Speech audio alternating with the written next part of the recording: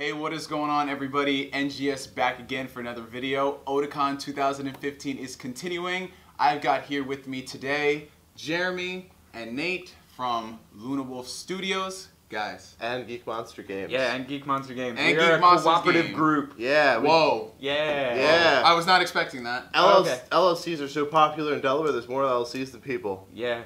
Oh my god. Yeah, so actually, LunaWolfStudios is actually guys that I just sort of like had some interaction with, and then we did game jams together, and then we sort of decided to start like a group project together.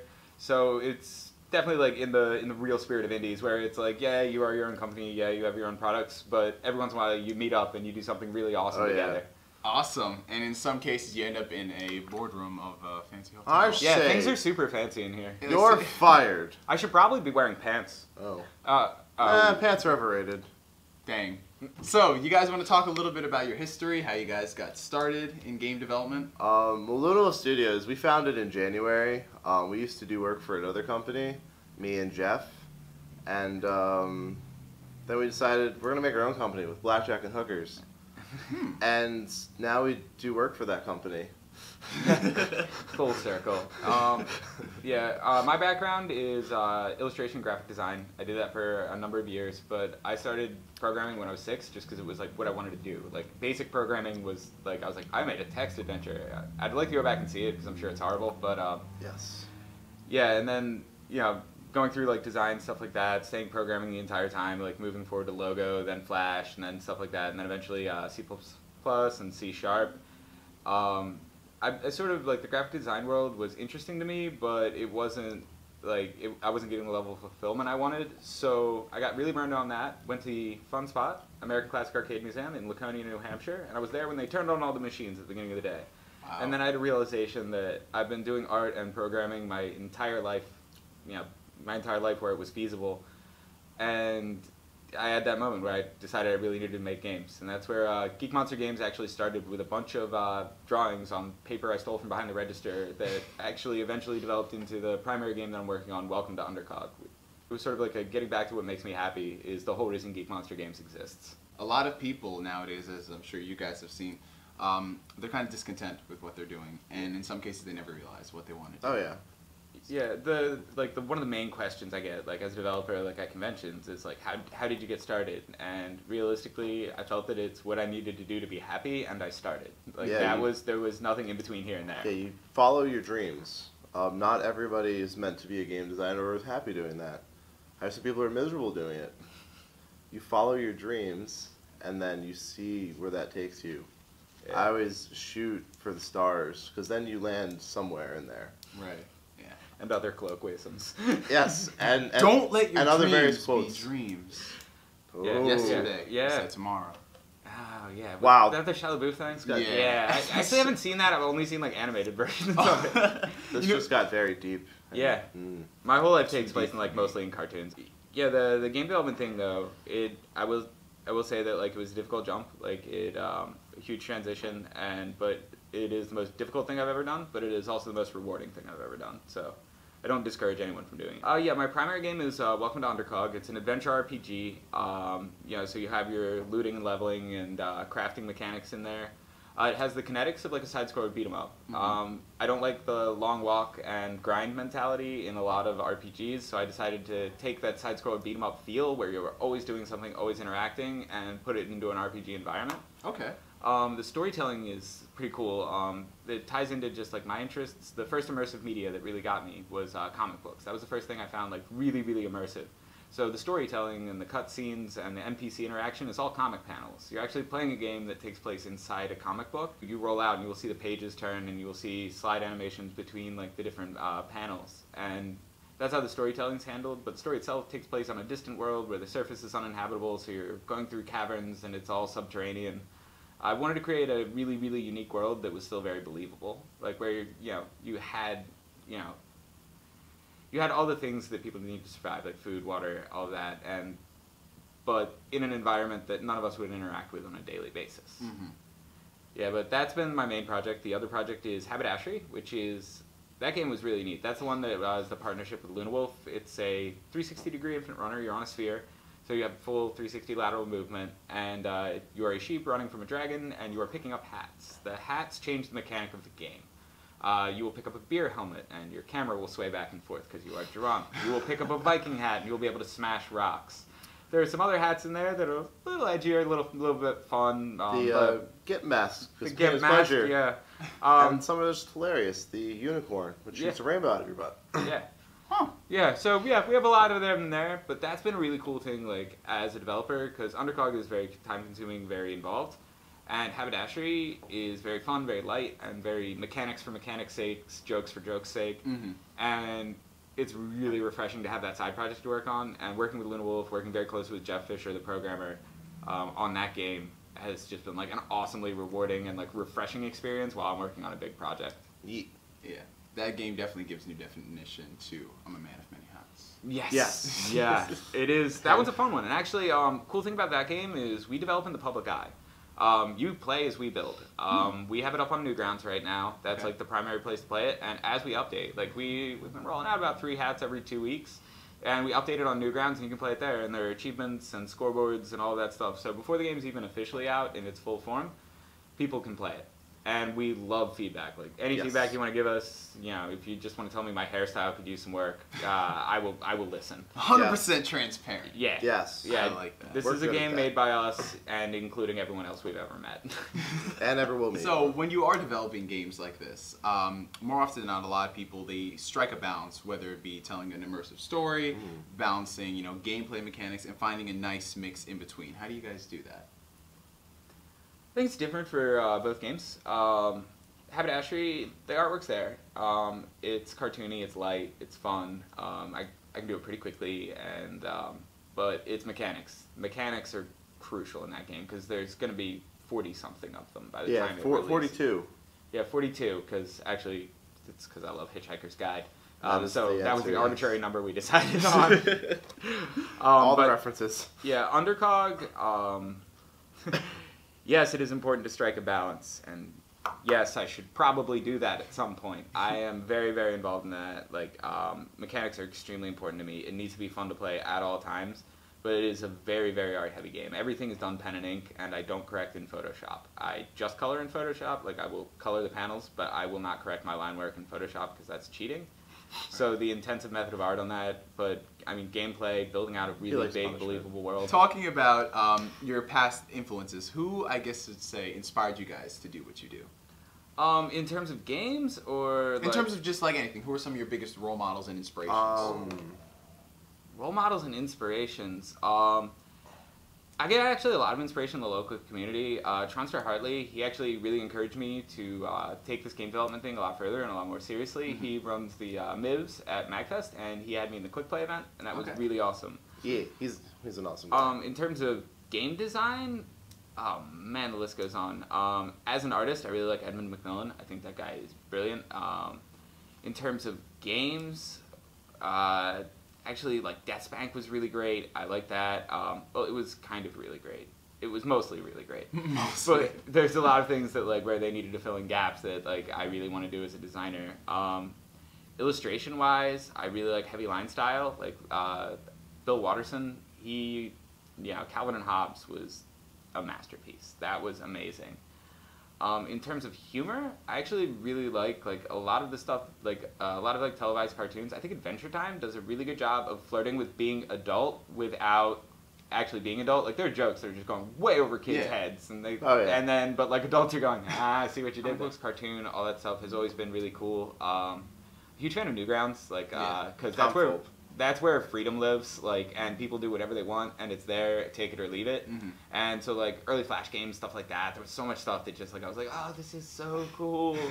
And then, like, all the animation and stuff that's up there. I draw a lot of inspiration from, like, smaller groups that do things, or individuals that, like, do these, like, projects of passion and make these hilarious things. Man, I have a lot of influences, I think. Yes. I personally, as far as, like, I'd always loved video games as growing up. To actually get into them, I remember playing the old Ratchet and Clank games at the Insomniac Museum. Yeah. And then, like, they have videos and whatnot in there of actually the culture of working at there. I was like, oh, it's a lot of fun to work there. And these people are awesome, and they enjoy themselves, and they're happy, and look at that big pool that they can swim in between. Yes. I want the pool. That was definitely where the seed was planted. I definitely, like, as far as games, I definitely am inspired from, like, story-driven games that have a lot of interesting things going on. Jeremy, you can just say it. You can say that I inspire you. He does inspire me. Yes, there we go. I'm also good friends with Trevor Stricker. He is such a great guy. He made a lot of the games I played as a child. He worked on the NBA 2K games early on, and just like, oh hey, I now get to hang out and smoke cigars with a guy who made games that I really enjoyed as a kid, and that is really cool. Yeah. That has nothing to do with the question, I don't think. But it all ties actually, together. yes, it does But actually. the inspiration, I'd say, like, across the board, Oh, yeah. one of the best things about being an indie is your inspiration comes to the guy immediately to your left. To your left. And Like, to your right. To your right. Like, there are booths all around us from games that, like, one of them I came across because it's going to be in, he submitted to Boston Fig. We haven't heard the results on, like, who's in stuff yet, but I was like, he's in the booth right behind me, Robo Puzzle Smash, the guys from Pixel Please. And I was like, oh, I hope I get into Boston Fig, and I hope they get into Boston Fig because I want to play their game. And, like, so, like, you know, this being, like, such a tight-knit community of such dedicated people, inspiration comes from all around. Like, that's true. Like, these people are the people you interact with daily or at conventions or whatever, or, you know, on message boards, on Twitter, or whatever. And I get inspired by, like, all these people that are out there just putting their absolute best into it. So, like, yeah. And the other great thing about conventions is I see these people that make the games at the conventions way more than I see my at-home friends. Yeah. Now, I don't have time for them anymore. Yeah. It's like you walk up to them and your neighbors. It's like, hey, what's going on there? Who are you? Sorry, Scott. Yeah, we thought you died. Well, those are all the questions for me. I actually opened it up to my Twitter and Facebook followers to submit you guys some questions. I like that. Oh, awesome. And also, for your Twitter and Facebook followers and people of that nature, I want to say that I am doing open builds for our games, so they are accessible. If they would like to contact me on Twitter or something like that, send me a private message, and I can send them builds, and they can play. So if you can't make it out to conventions to play my game, you can still play. Welcome to Undercog is available. I'm taking feedback every day. Yes, every single day. Yeah, our games are built, like the cooperative effort game and the game that I'm working on, they're built by me, and in the case of Haberdashery, the LunaWolf guys, and every other person that I've ever met, because I try and get them to play and get their feedback. When dealing with independent game development for such a long time, what are some of the downfalls that come from it, and how could you bring yourself back up from them? How do you basically overcome said situation? I feel like we have that built in with having Haberdashery as our sort of pick-me-up project. Yeah. Because me personally, I work on Beacon of Hope, and that game gets very stressful and very... Because it's a complicated new concept that we have to teach gamers and players. That gets really frustrating. So then I just work on Haberdashery because it's really fun and happy and simple. And that's how I do it. Yeah, like downfalls in games, like there's obviously setbacks. Like I definitely go through like real highs and lows, like because I take a lot of feedback. Some of it's constructive, some of it isn't. There are people that they get butthurt and like they just want to say nasty things on the internet, and like I take a lot of the feedback very seriously. So I'll go through like highs and lows, and there will be disappointing moments. Be a part of your community. It's the best way to get over it. Like I have like we are texting like 24 hours a day. Like I get texts at 3:30 in the morning from Jeff and stuff like that with concerns or problems, and interacting with the community, doing things like game jams, like being involved in like your local dev community. You get a little bit of comfort there. You have like people to rely on, and it's such a cool community. Like everybody's super supportive, and everybody's had a bad day, and everybody's had a good day, and it's you kind of get like evened out by that. And working with another company, if you're doing a solo project, starting a side project is actually like a really good idea because you have that other thing. Like even if like you run into a huge bug in your main game and you can't fix it. Work on the other game for a little bit, think about it, like change your mentality a little bit, and then come back to it. Now, mind you, you'll be working yourself to death, which I'm steadily doing, but... Remember, he fired sleep. I fired sleep. Yeah, sleep is over.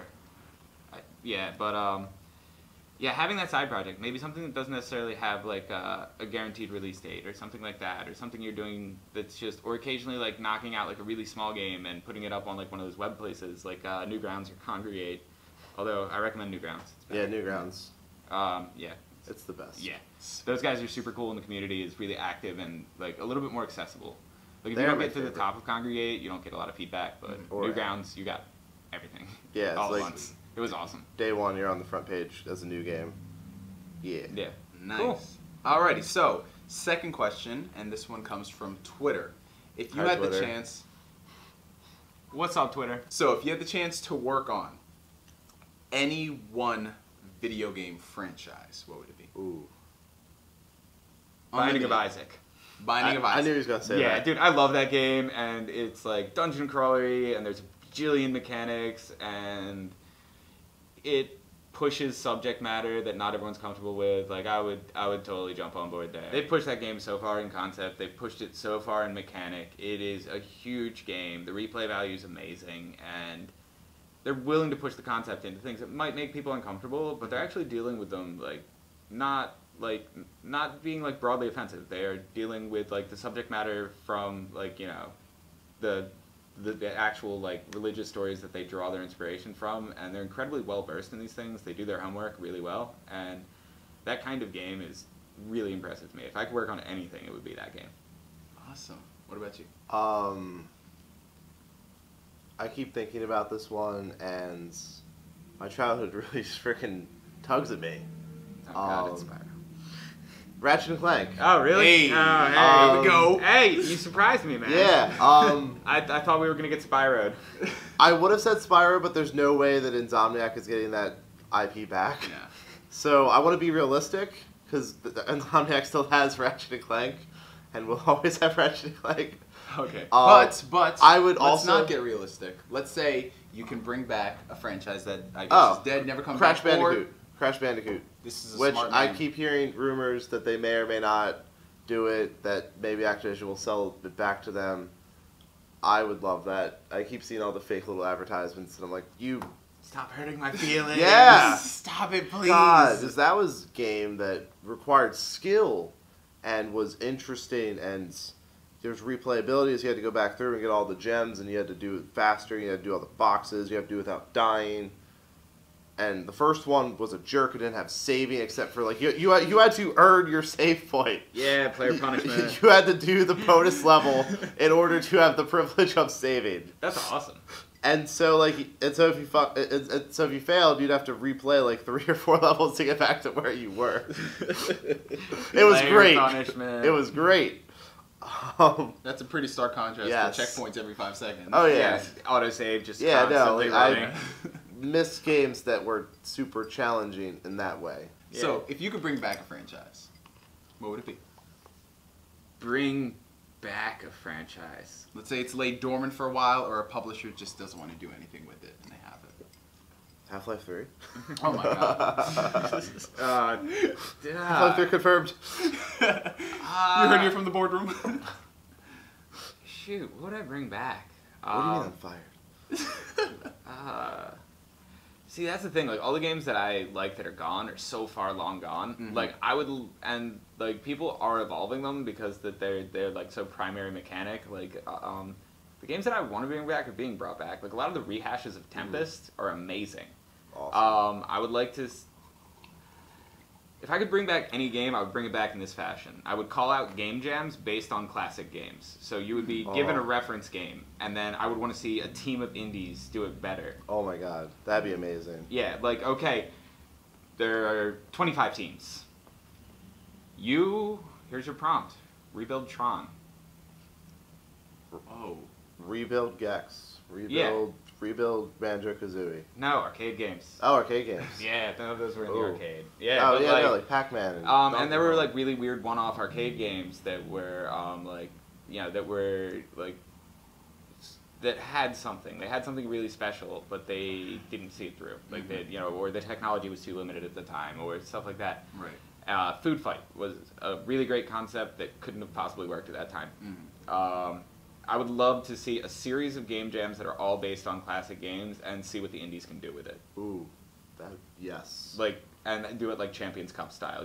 4 game jams in a year, winners crowned at the very, very end. Oh my God, yes. Somebody get on that. Make it- please. I don't have Make it like time. a sports Somebody league. please take my idea. Run Yes. with it. Be a champion. do like it a- for all. yeah. Of us. Yeah, like something with like a really simple mechanic. Like there are all these revisits of Pong, and like I've seen a lot of them, and then like Breakout was the natural derivation of that. But like you can do more. Yeah. Oh yeah. There are infinitely more. clever people out there with complex ideas on how that could be a real thing, and like people taking the subject matter completely out. Like because that's what indies are great for. They're great at breaking the mold. Like someone would take Tron, and we'd end up with an RTS Tron, and it would be amazing, like Yeah. based on the arcade Tron. Yeah, that would be amazing. 48-hour. Somebody do that game jam, please. Do it. Please. Now I want to play them, so Yes. we need you to get the resources together. Get on it. Also, we'll enter. Yeah. No. Yes. Yes. I might. No. What? If that was the theme, yes. Yeah. Yes. Awesome. Also, another game, because I'm a jerk and take up all the screen time, that I played as a kid, Jersey Devil. It wasn't really well known. It was a platformer that was supposed to rival like Spyro and Crash. It had really amazing music, and I personally really loved it. They were going to make a sequel, but then it didn't sell well. I would want that rebooted. I would work on that project. The last question, of course, you guys being pretty good developers, what would be your best piece of advice for people who want to break into the industry? Just pull the trigger. Realistically, in the world with the tools that we have now, things like Unity, the Unreal Engine, things like that, the threshold is lower than ever. Yeah. Blender is free, and there's just all of these assets that are there for you. Realistically, the only thing that can hold a developer back is a developer at this point. If you want to be a developer, start tomorrow. Actually, start tonight. Start right now. Yeah, and you will do a lot of reading. It will be the hardest thing you've ever done with your life, but it will also be the most rewarding. It's really easy to create mental boundaries and say that there are things holding you back. They aren't. It's just that you can do it, and also be a part of your community. Like the indie community is the most welcoming place I've ever been, and interacting with them has made this whole thing worthwhile. Oh yeah. I do cons like crazy. I do interaction like crazy. I do events like crazy because that's what keeps me going. Like I've been sleeping like probably on average about 4 hours a night for the last 2 months, just to develop and just to be out here and just to have this access. And but I don't feel tired. I don't feel worn out. I feel ready to go every day because I'm excited to interact with this community. Yeet. Yeah, I'm loving the positivity. Yeet. Seriously, because that's definitely what you do need. So if you're gonna fail quickly. Like, no, but seriously, like if a game is like kind of, either go through with it and make it happen, or if it's gonna fail, scrap it and do something you want to do. Unless you're like being paid to do it, then don't duck out on your obligations because that's a dick move. And then do something you enjoy, but then also realize it's not always going to be enjoyable. There are crappy parts. Nate could go on for hours about things about Undercog that drive him crazy. Inventory systems suck. Yes. See? And they're never perfect. Yeah, see? And Yeah. yeah. That, yeah. Yeah. But it's done. Yeah. I did it. I did it's it. done. There is an end. There is an Yeah. end to every crappy part. And then remember that it's painful sometimes. But if you're into that sort of thing, you are all about punishment, man. Yeah, dude. Like, I think you need to find yourself like a cathartic outlet. Like, yeah, and then you'll have those really rewarding moments where you're drawing GIMP masks on sheep for your game, and you call up your programmer because you can't stop laughing, and you're interrupting your programmer who is currently making GIMP noises into a microphone. Having those moments where you can just laugh really, really hard at what you're doing with your life really makes the whole process better. Yes. Seriously, that's the dream. have right those. Yeah, like you just had that moment. I was like, dude, what am I doing with my life right now? I was like, it's hilarious. Like I can't. You're having fun. I have no regrets, That's what but you're You doing. can't not be feeling this. yeah. And then he was like, dude, I know. I'm making GIMP noises in a mic right now. Yeah. I'm along for the ride. Yeah, that was totally a thing that happens and is very Well, serious, important business. Business. That's a Business. tax write-off. I am writing things down. I actually just drew eyeballs. I don't know why. So, when can we expect to see Haberdashery? October. Today? October. And today. And today. Both. The short answer is October for the full release, when it's be on the platforms it'll ultimately be on. The slightly longer answer is go play on Newgrounds today. You can play the build that we have at the demo right here. And like last convention, we did a hat at the convention and put it up, and like we update as soon as we have stuff. So newgrounds.com, and you can play our games. Yeah. And if you want to play Undercog, Undercog's a much longer project, so I'm at least a year out.